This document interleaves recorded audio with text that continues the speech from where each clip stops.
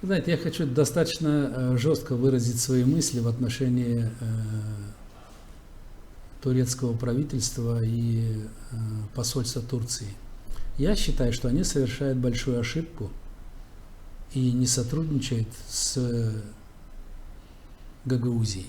Вы не хотите сотрудничать с исполкомом, да ради бога, не сотрудничайте с исполкомом, но в Гагаузии есть масса людей, грамотных, толковых, которые могут сформулировать свои мысли, которые могут сформулировать какой-то документ, обратиться, решить какой-то вопрос и взаимодействовать.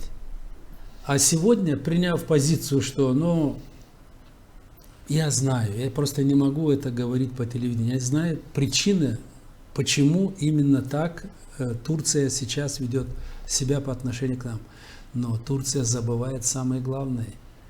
Ведь вы убедили жителей Гагаузии в том, что нам будет лучше жить в одном государстве.